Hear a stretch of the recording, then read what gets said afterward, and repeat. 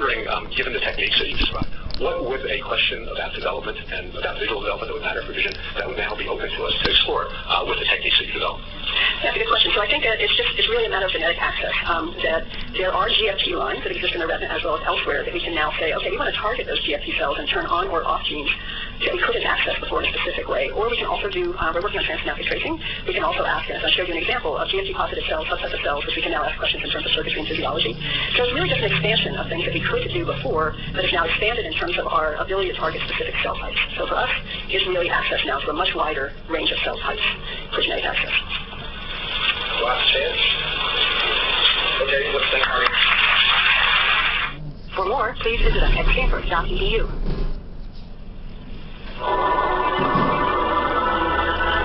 Stanford University. I'm going to try to get through this in 30 minutes, which might be a little difficult, because I want to have some time to talk about, hear some of your ideas along the lines of the proposal I'm going to make in a few minutes. So I'll explain what I mean first by some of the terms.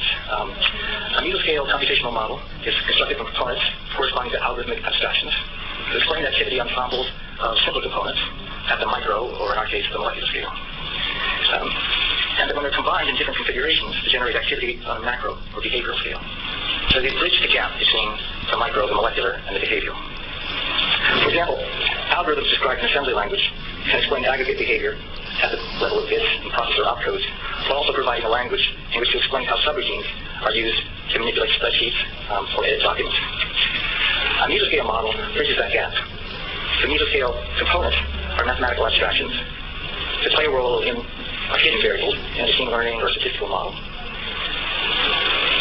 Ideally, such a model is going to be predictive and diagnostic. Diagnostic is a tall order. Tracing pathological behavior back to its root molecular causes is going to be a tall order. It's surely intractable and it's most likely to be opposed. I'm going to provide a model. I've been working for the last 2 or 3 years on exactly this project. And by the way, I started the project 4 years ago in doing petacomics at Google. And that project is doing just fine. That was the structural side of my research in brains. I was motivated initially by the functional side, but the functional side is a lot harder. I think I could ask what I mean by a model of the brain, and I would probably get however many people, 200 different answers from the people here. But I'm going to suggest one possible model. And I have other ideas, and I'll be glad to go into those, but this is the one that's most tightly aligned with Google infrastructure and technology. So scientists have long been interested in the very large and the very small. However, the latter was largely inaccessible to all but the most patient and keen-eyed observers.